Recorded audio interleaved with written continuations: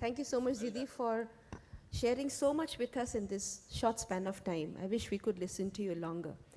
Uh, Dr. Sanjay Zotpe, Vice President, Public Health Education, PHFI, could I please request you to come on stage? Thank you.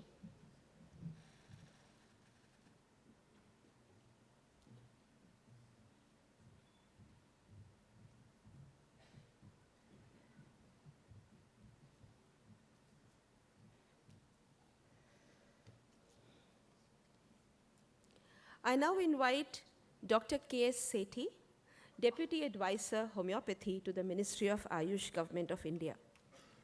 She also holds the position of CMO with CGHS, the Central Government Health Services. Her profile instigates a lot of interest to listen to her. So requesting Dr. Sethi to please throw light on how homeopathy can be integrated in the health care model. Dr. Sethi.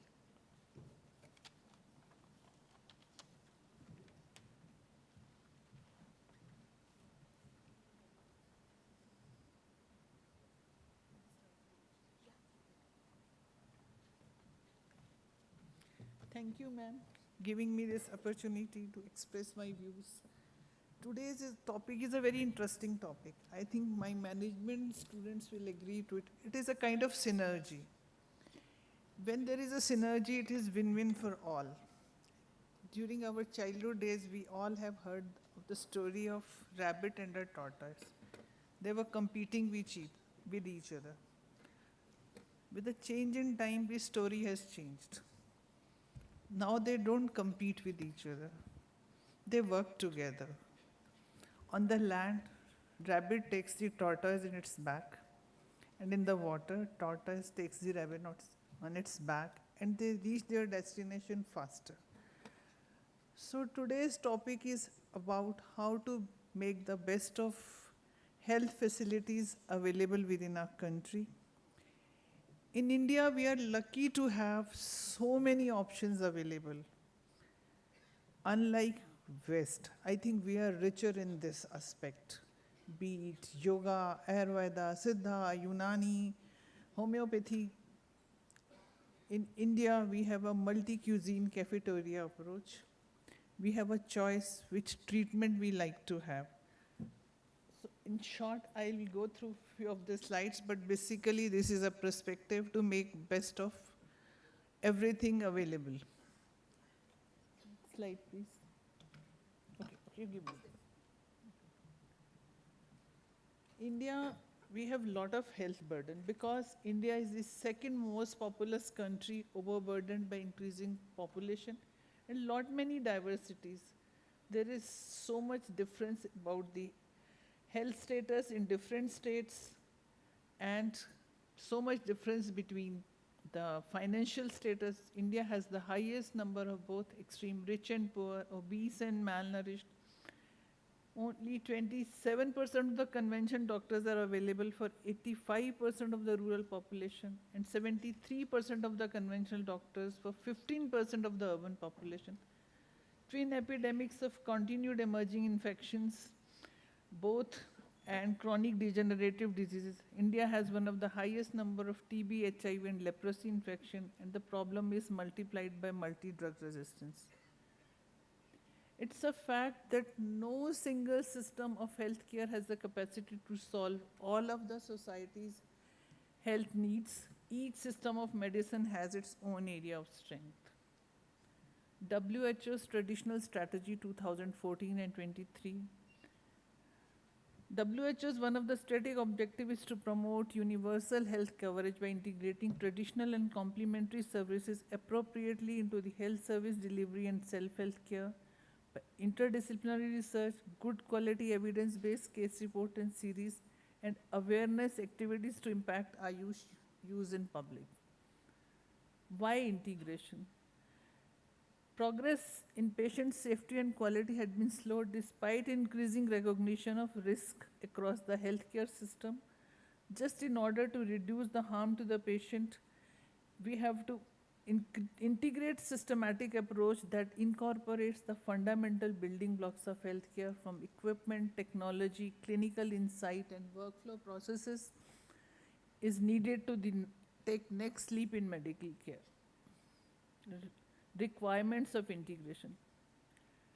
True integration requires concepts, policies, resources, and measures, changes in the organization of healthcare, including public health, prevention, and treatment. This needs to be a systematic process. And finally, the success relies on social mobilization, advocacy, promotion, and attention of the entire society. Indian healthcare system is broadly divided into allopathic and non-allopathic care given through public and private private sectors. Non-allopathic care is broadly given by the Ayush, that is Indian system of medicine, and homeopathy and folk spectrum through traditional and non-traditional ways of tribal medicine, bone setters, Vaidyas, and local healers. Three-tier system Indian healthcare is at the central level, mainly governed by the Ministry of Health, state level by the state government through state hospitals, and district is the main principal unit of implementation of integration in India. Office of the district medical and health officer is the nerve center of integration for all state financed health activities. And in urban area, it is done through the various municipalities, like in Delhi, we have NDMC, Municipal Corporation, Delhi government, etc. And same way in the other states. Okay. Three-tier system is through state, district, and of the Ayush is through state, district, and block level. Integration of Ayush system in the present healthcare system is through Ayurveda, Yoga, Naturopathy, Unani, Siddha, Homeopathy, and Sova Rigpa is a recent entrance since 2010, in which Himalayan drugs grown in the Himalayan region are basically used. The vision of ministry is to position Ayush system as a preferred system of living and practicing for attaining a healthy India, to mainstream Ayush at all levels, to improve access to the patient's promotion of health and proper enforcement of Drug and Cosmetic Act 1940 and its rule. Delivery of Ayush services is by strengthening human resource and effective Ayush drug administration. This is infrastructure facilities under Ayush, hospital beds, UG, PG colleges, and total manufacturing units. Priorities of integration is to improve the quality of life and longevity, reduction in morbidity and mortality, promotion of health, patients' need and accessibility, prevention of disease, and integrative disease management. Ways to mainstream is to identify the strength of each system, identifies the issues which each system can mainstream, to sensitize the stakeholders, creating a demand in people, increase awareness through various activities like health melas, IEC, etc., increased focus on priorities of a particular area, like Japanese encephalitis, is Gorakhpur, and filaria malaria in eastern part of the country, and preventive medicine distribution in epidemics. Initiating bridging research in creating enabling infrastructure for quality care, developing institutions of excellence in terms of manpower and equipment, capacity and skill building among practitioners. Functional integration is achieved through co-location with an ethical code of cross-reference. Educated appreciation of each other's strength and weakness is very important. Creating awareness through exchange of information among stakeholders of different medical systems. Some of the examples we have. A study was conducted at BRD Medical College and Hospital, homeopathy as an add-on to the acute encephalitis. The results were so encouraging. There were only 12 deaths among 121 children and 13 out of 30 without homeopathic interventions. Like same way, Delhi Homeopathic Anusandhan Parishad has conducted a study in multi-drug resistant TB with a better outcome. Integration of homeopathy in communicable diseases. This is a common project under Ministry of Health and Family Welfare, catering to all this Ayush system. Homeopathy is working in Krishna district of Andhra Pradesh and Darjeeling in West Bengal through 14 CHCs and 103 PHCs. Basic idea is to help promotion of masses through behavioral changes, disease prevention, reduction in NC burden, and early management through faster diagnosis. Another very good program run under homeopathy is for healthy mother and child. It is very good for problems during teething and its associated problems, and the efficiency of the intervention will be an add-on to the already run RBSK program of the Government of India. Integration of the inter-system. Integration and mainstreaming of Indian system of medicine into existing public health care. Encouragement and establishment of Indian system facilities, strengthening advocacy of Ayush and establishing sector linkage. Then we are doing a lot of work with homeopathy in communicable diseases, depending on the region base. Then there is a lot of integration outside India as well. There had been signing of MOUs between Government of Ontario, Armenia, Mexico, London Hospital of Integrated Medicine, University of Maimonides, Argentina, and cooperation Ayush services offered. There are curative services with one medical officer, drug dispensing, and training of Ayush doctors in imparting health services, promotion of medicinal herbs through NMBB, that is National Medicine Plant Board. Ayush is giving a lot of importance to that. Curative services is with one Ayush GDMOs, one pharmacist, pharmacy cum store for Ayush, and one Ayush specialist as per the stream. Strengthening of human resources at PHC, CSC, and district level. Offering choice of treatment under one roof. Promoting cross-referrals, thereby utilizing the strength of each system.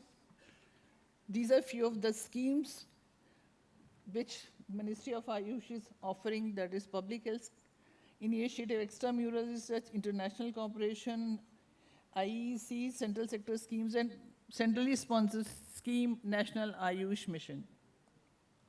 The objective is to give grant to government and non-government organization having 5 years of experience with a very good budget of 150 lakhs, and a distribution is 40, 40, and 20 for 3 years. Now the road ahead.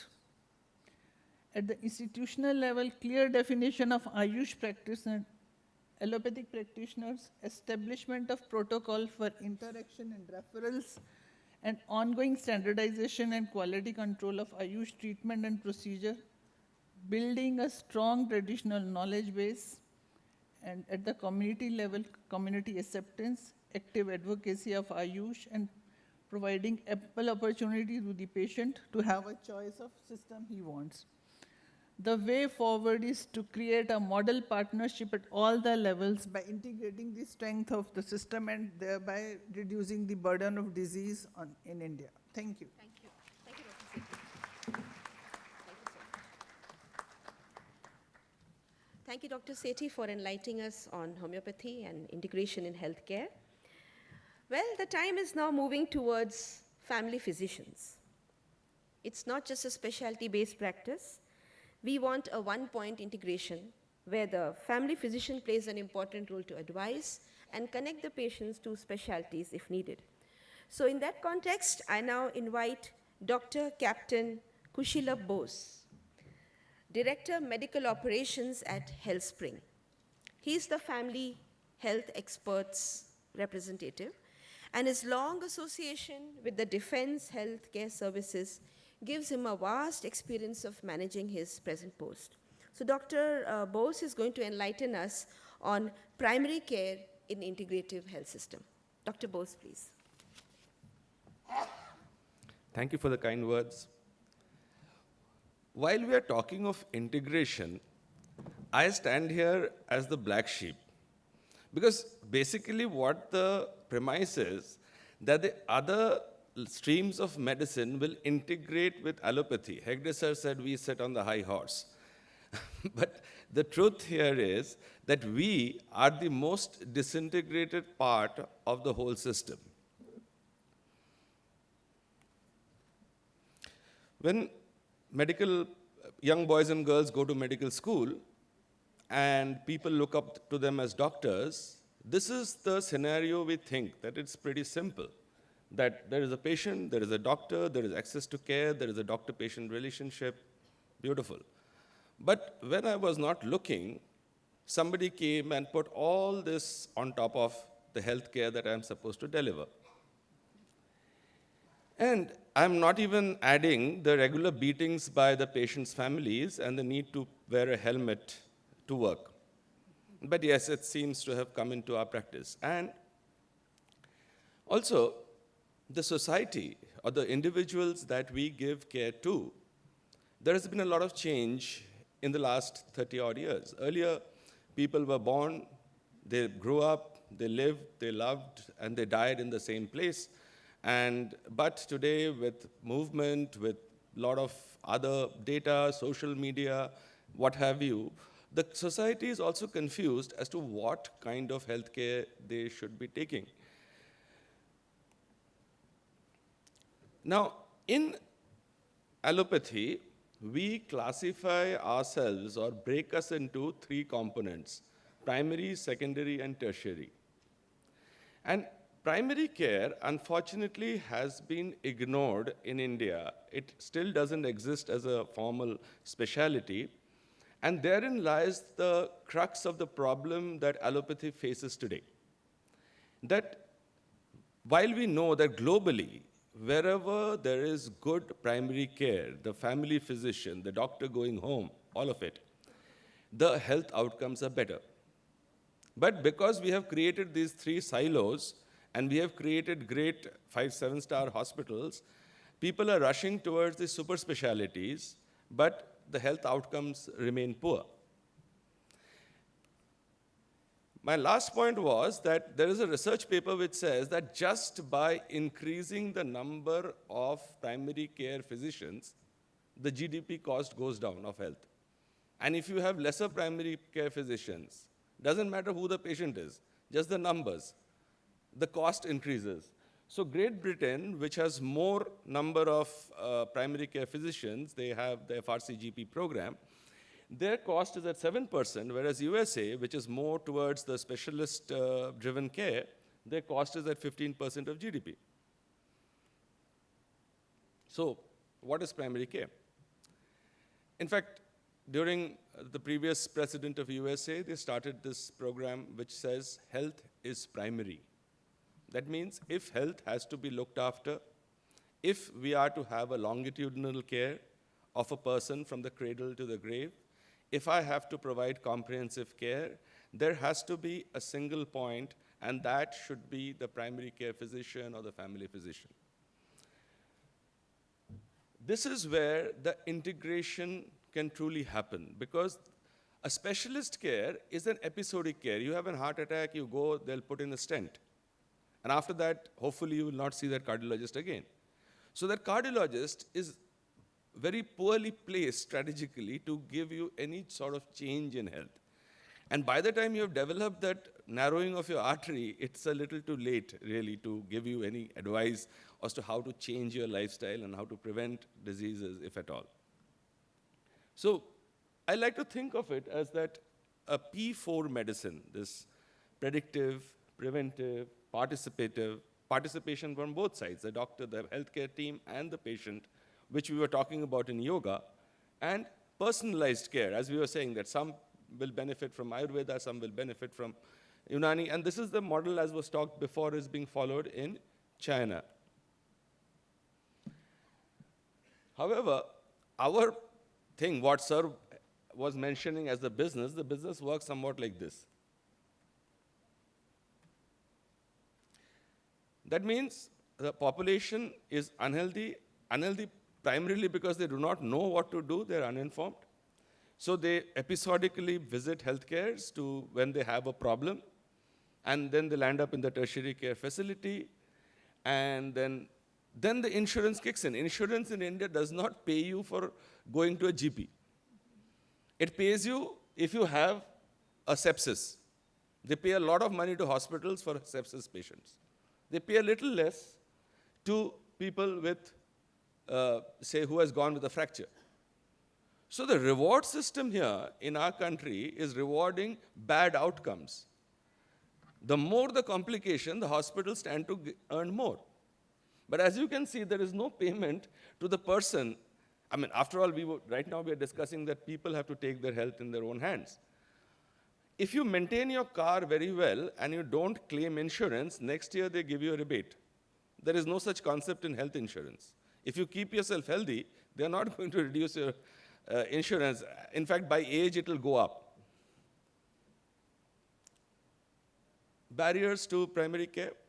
One is, of course, the society, that health is taken for granted. People really, all doctors think that health is a big deal. We keep talking about it. But to people, it's not so. People think that health is a given. It's just, if I fall sick, I'll go to a doctor.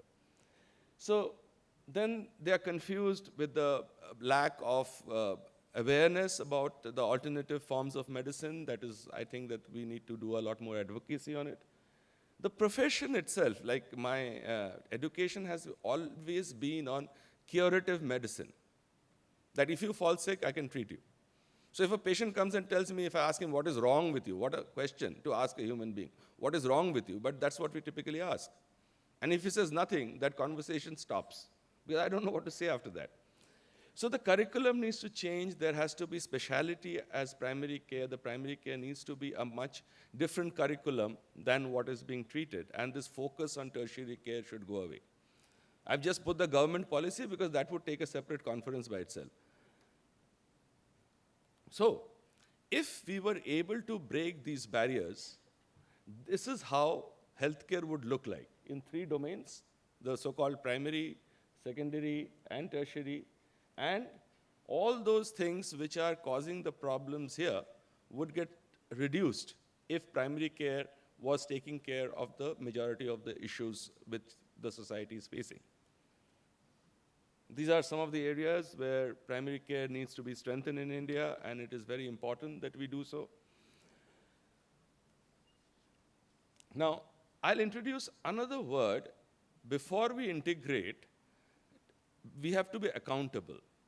And in accountable care, there are 3 stakeholders. The individual, the family, the society is one. The healthcare provider, that is all of us, is the other. And the person who's providing the finance for all this is the third. And each of them need to be accountable. There has to be standards. There was mention of evidence-based. Yes, there has to be positive outcomes. And the incentives should be towards better outcomes and not to what is happening now, that the incentive is towards poor outcomes. So how do we build accountable care? I call it accountable care organization. Primary care, which would help us in these areas. Level 2 ACOs, which would be major specialties, where we could have improved outcomes and efficiency. Then at level 3, we could incorporate the hospitals themselves.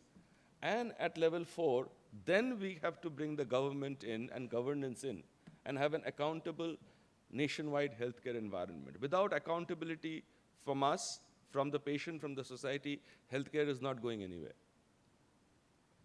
So accountable care doesn't require brick and mortar infrastructure.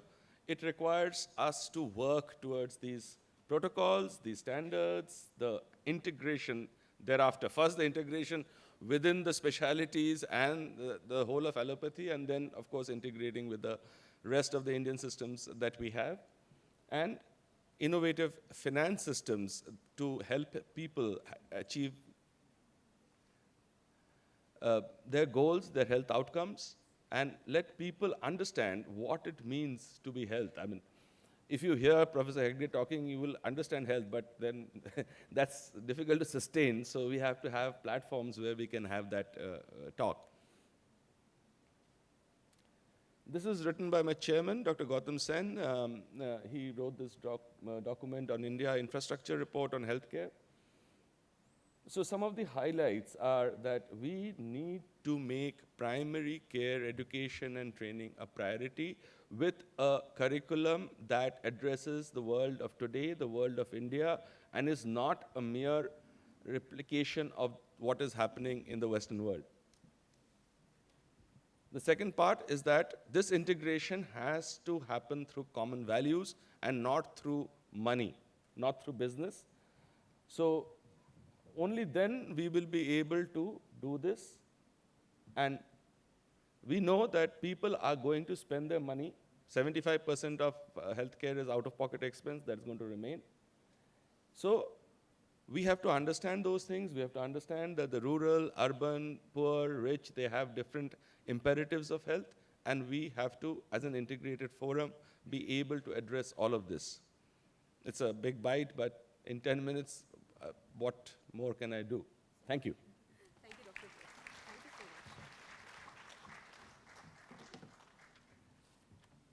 so much. I invite now Dr. Hanumappa Sudarshan, who has dedicated himself to the upliftment of the Soliga tribal communities in Karnataka.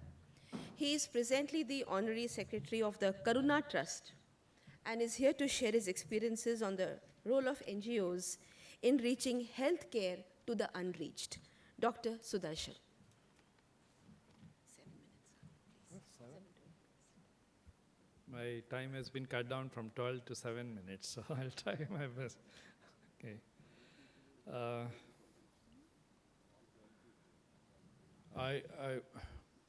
There was a tragic incident in my life. At the age of 12, I went to a village with my father.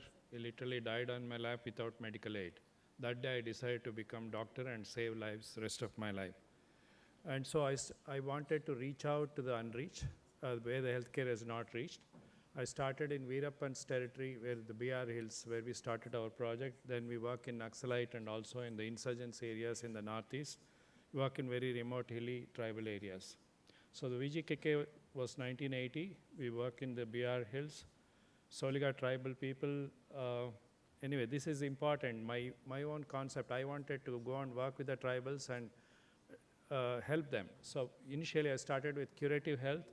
Then I found a whooping cough. I had to immunize people. It became community health. I had no pills for poverty, so there were a lot of issues on land rights. So community development became very important, and now I call it sustainable development. So today, if I have been successful last 30 years in helping the tribal people, not through my stethoscope, through curative health. It's because I have been fighting for the land rights. Last year, all of them got land rights, and their health has drastically improved, not because of medicines, but because access to their own resources in the forest. Sorry. What happened? Yeah. Okay. So we have a tribal healthcare, and this is our hospital. I started education. I started with health. Next year, I found education is also important. Started with 6 children. 2 of them have become PhDs, and this is our school. We have women's self-help groups. Community organization is very important. They were responsible for getting their land rights. Abdul Kalam has been a good friend, and he came and inaugurated our hospital there. So we found leprosy was spreading into tribal areas. We formed Karuna Trust, and we have eliminated leprosy. I think the greatest joy I find in healthcare, with due respects to Dr. Hegde, modern medicine has something. Eliminating leprosy is modern medicine, definitely, the dapsone and the antibiotics. So it's just definitely curable.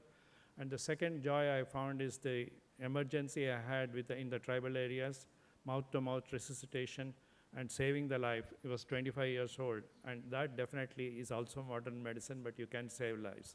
Third one is we have an eye hospital, both eyes cataract brought to the hospital, and then you operate, put intraocular lens and open the bandage after 24 hours. The smile on the face, because she can see everything. That joy, again, is modern medicine. So there are good things about modern medicine also. I'm trying to balance whatever. I 100% agree with all that is said. We need that type of spectrum version to balance the bad modern medicine. But there are good things also. Public-private partnership, my subject is also the NGO's role in healthcare. I think public-private partnership is very important. When we say private, it's both for-profit and not-for-profit. I belong to the not-for-profit. I think we need to partner. Government has to do partnership with us. And I have been very successful in working with the government. We have various public-private partnership programs with the government. Now, this is my understanding of primary healthcare. It's preventive, promotive, curative, and rehabilitative. Rehabilitative includes palliative care. And it's also community participation, appropriate technology, equitable distribution. That's the social determinants of health is also integrated health. So we need to balance all that. Very often primary care is defined as only primary clinical cares. I think the other components of primary health care is also important. So I believe in comprehensive primary health care where we do mother and child health, communicable diseases, non-communicable diseases, and also addressing safe water, sanitation, nutrition, and livelihoods. This is our primary health care. We showed the first primary health center which was handed over to us. It had 75 as the IMR. Now it is about 14. We have been able to show with little less than what government was spending, whatever little money we have, it's about 200 rupees per person per year. We are able to show this drastic reduction. The safe deliveries. I was born in a cow shed. My mother had a choice to go to the hospital or deliver me at the home. When you home delivery, usually they put them outside the house in the cow shed because of the pollution. You can't give childbirth inside the house. But I survived. So that's why I'm showing this slide. Now I work for safe deliveries. 96% are safe deliveries. IMR has come down to 8.3 in all the PHCs which we are working in Karnataka. MMR has come down to 81. We have made several innovations. I want to quickly say the Health Secretary of the Arunachal Pradesh invited and said you have to work, we'll give you the most difficult primary health centers and you need to work. And I will quickly show, this was the bombing PHC which was given to me. I had to walk 20 kilometers to take charge of that. Wild boars, only one D group, fully drunk. That's the status of a primary health center handed over to us. Today it's fully functional. That's how the pharmacy was. This is a walk-up PHC where insurgency is a major problem. And this is the Italian PHC. Poor infrastructure. I myself stayed in a thatched hut. I could convince this young couple to stay in a thatched hut for 2 years. We have much better facilities now. This is a Walang-China border. These are the type of roads. Brahmaputra is a very difficult river. 2 of the PHCs use elephant to cross the rivers during the rainy season. And this is the reaching the healthcare to the unreached. The A&M is crossing the river during the rainy season and delivering the healthcare in the very remote areas. We also do district health quality. I'm proud to say we have received an NABH accreditation for the primary healthcare. So the government under PPP started giving 75%. Now most of the states give 90%. We add 10% and provide. But our primary healthcare cost is 200 rupees per person per year. I mean, people are shocked. $3 per person per year is the cost of the primary healthcare. We spend less than the government with much better health outcomes. So we work for 1.5 million people in 6 different states of India providing that healthcare. Thank you. Thank you very much.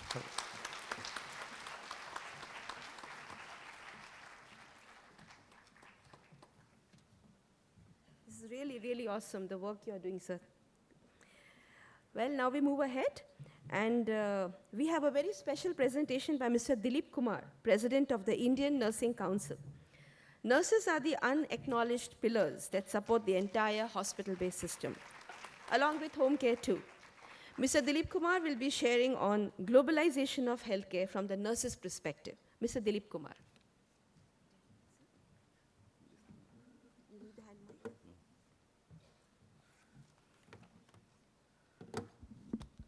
Friends, I am very happy to be with you and thank the organizers for giving the opportunity to share my thoughts, how nurses are important in the healthcare delivery system.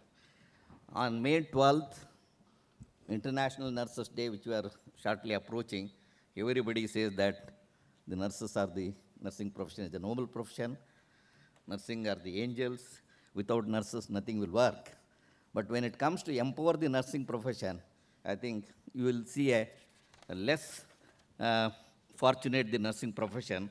But with all said and done, the nursing is the important the personal in the healthcare delivery system, which I am going to share some of my thoughts.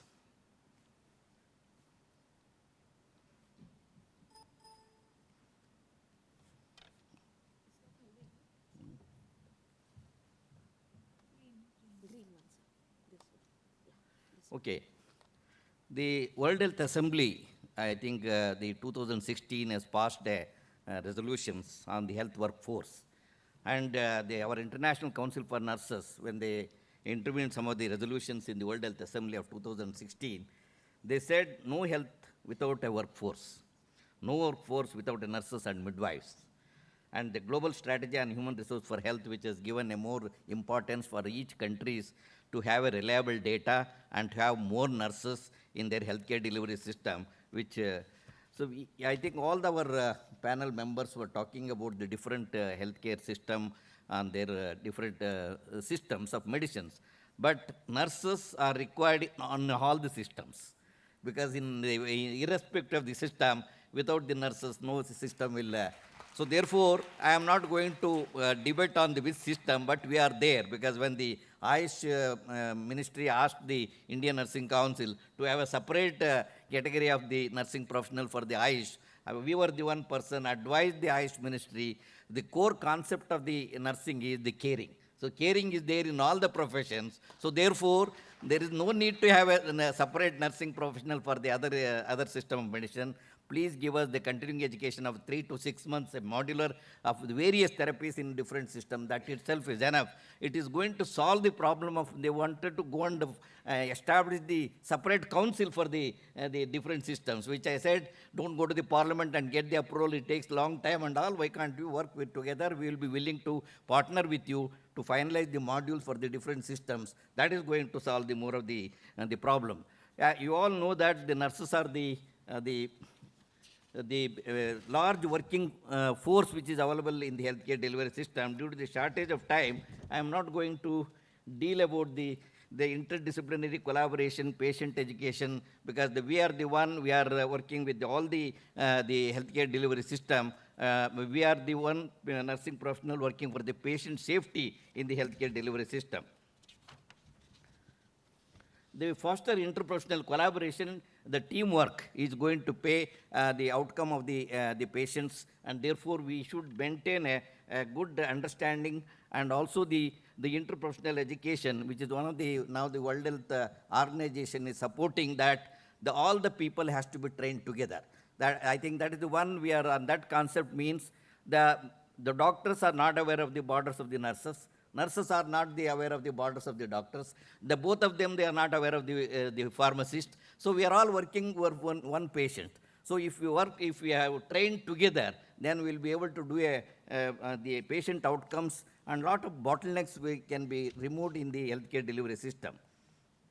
The multidisciplinary team of health professionals, in which we at least International Council for Nurses in Geneva, they work with all the physicians and pharmacists and dentists and physical therapists, and also the ICM, International Confederation of Midwives, and also the patient. I think for my surprise, when I went to the Geneva, one of the meeting, we could have one of the member representing the patients. I think that is one of the beauty of the working with the collaboration. So now Indian Nursing Council is already finalized. When we are amending the act, we will have one member from representing the patients, who is going to advise us for many of the policy decisions. At least just for the evidence has shown, international evidence, how nursing will be cost effective. So as per the World Bank World Development Report of 1993, investing in health, nurses could provide most of the primary health care services recommended for the basic public health and clinical packages. Non-physician primary care providers, such as nurses and midwives, have been shown most cost effective. I think the evidence is available in internet.